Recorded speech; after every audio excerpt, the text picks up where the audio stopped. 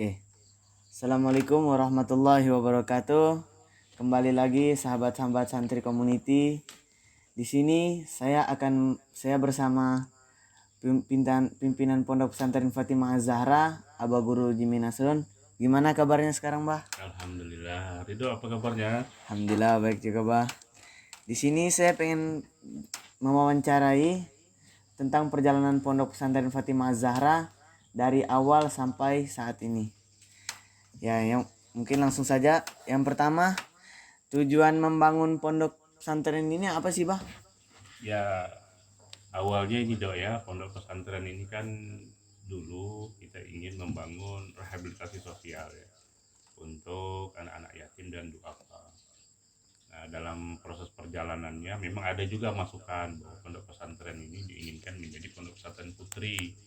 Karena dulu itu pondok pesantren putri itu di tahun 2016 itu belum ada ya pondok pesantren putri. Nah, sehingga ada keinginan beberapa tokoh untuk mengusulkan bahwa pondok pesantren yang kita bangun ini menjadi pondok pesantren putri. Nah, memang dalam perjalanannya di awal-awal itu namanya Pondok Pesantren Putri Fatimah Az-Zahra.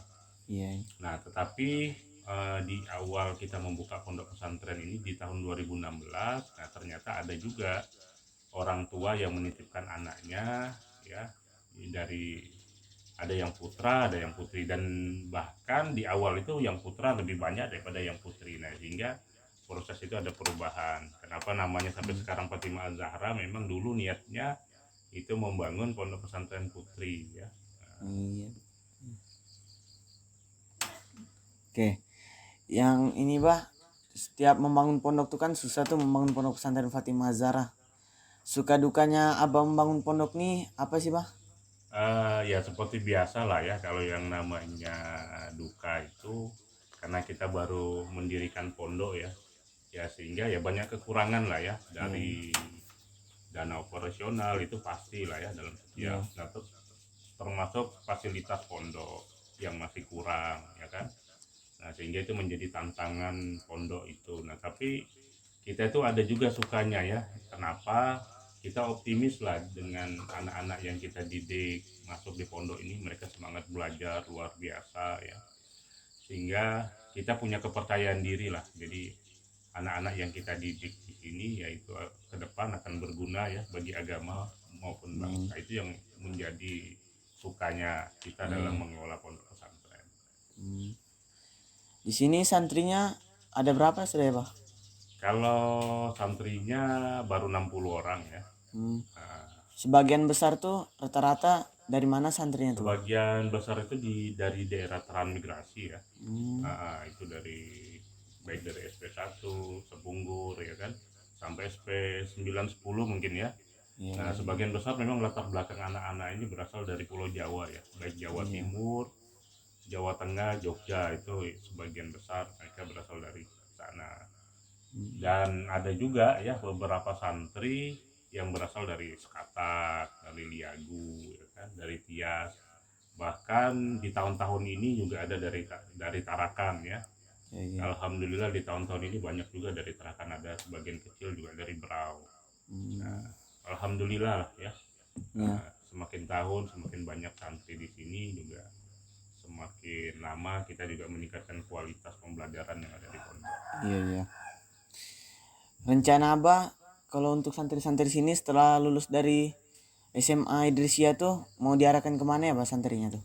eh ya kita punya keinginan sebenarnya membangun pondok ini, kita mendidik santri-santri itu lebih mandiri ya daripada beberapa sekolah yang lain, karena menyesuaikan latar belakang anak-anak yang nyantri di sini. Iya. Karena sebagian besar memang kemampuan orang tuanya yang terbatas, tentu mereka untuk kesempatan kuliah secara normal itu dengan pembiayaan orang tua itu eh, ya masih proses yang cukup panjang, sehingga memang kita berusaha di sini juga kita bangun balai latihan kerja ya.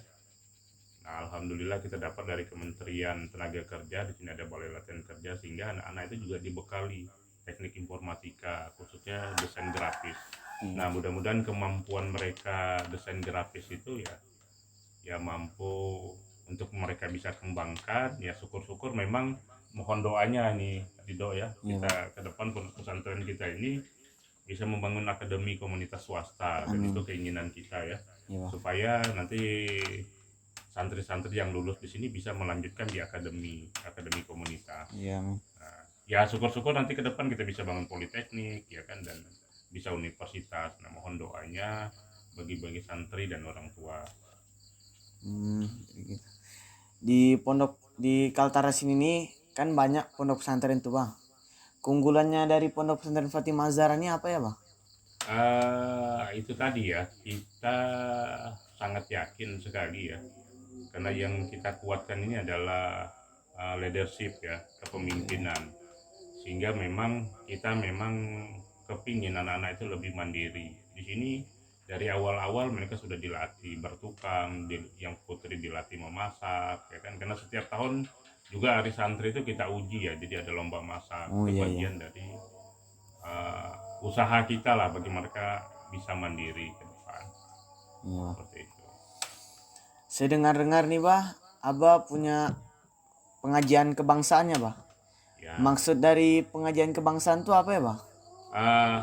Itu adalah bagian dari kontribusi kita ya, jadi para guru, para ustadz di sini ya ingin menyambung dan merangkul ya, bagaimana kita bisa mengumpulkan dan kita bisa diskusi bersama dengan teman-teman, kawan-kawan, sahabat dengan latar belakang yang berbeda, baik suku, golongan, dan agama. Ya kita rutin lah, setiap sebulan sekali kita mengadakan pengajian kebangsaan. Itu bagian dari komitmen kebangsaan kita. Jadi dalam tanda petik, jangan sampai pondok pesantren itu dianggap sering kita mendengar, sering dianggap sarang teroris dan sebagainya. Nah, tapi ini ingin kita tunjukkan bahwa pondok pesantren itu punya komitmen kebangsaan ya. Oh iya. Nah, sehingga memang pengajian kebangsaan itu bagian dari yang kita bentuk ya, dalam bentuk pengajian seperti itu, supaya kita terus-menerus bersilaturahmi dengan anak-anak bangsa ya. Iya, Bang. Iya, Bang. Dan Abah sih yakin teman-teman yang berkumpul dalam satu wadah di pengajian kebangsaan itu adalah nanti ke depan menjadi pemimpin-pemimpin Oh ke iya. depan. Amin. Saya dengar juga nih, Bah, Abah punya cita-cita untuk membangun kampung pemuda. Itu Ya, maksudnya kampung pemuda tuh kayak mana tuh, Bah? ya ini bagian dari kelanjutan itu ya. Jadi kampung pemuda itu adalah itu sebuah wadah ya. Iya, iya. Sebuah wadah bagaimana mengumpulkan potensi anak-anak muda ya kan, supaya nanti wadah itu menjadi pusat pendidikan dan pelatihan anak-anak muda. Jadi itu semacam kawasan pendidikan informal ya, bukan kawasan pendidikan formal, tapi kawasan pendidikan informal. Sehingga orang mau belajar bertukang, orang bisa sharing di situ. Orang mau belajar komputer, orang bisa sharing di situ. Orang yang mau jadi YouTuber juga bisa masuk ke kampung pemuda. Nah mungkin itu ke depan yang mau kita gagas. Nah ini alhamdulillah kita sudah rancang di belakang sekolah kita itu sudah kita bangun beberapa bangunan. Di situ ada ternak ayam, ada ternak kambing, ada juga kawasan-kawasan pertanian, dan ke depan mungkin kita akan mengembangkan profesi-profesi yang nanti menyesuaikan lapangan kerja ke depan. Iya, Bang. Iya. Mungkin itu Mas Ridho ya. Iya, Bang. Oke, mungkin cukup sekian. Terima kasih waktunya, Bas. Sedikit saya telah bertanya-tanya tentang perjalanan Pondok Pesantren Fatimah Zahra dari awal hingga saat ini. Oke, untuk para penonton jangan lupa di like, di subscribe, di share, di komen, dan tombol loncengnya ya guys. Oke, terima kasih.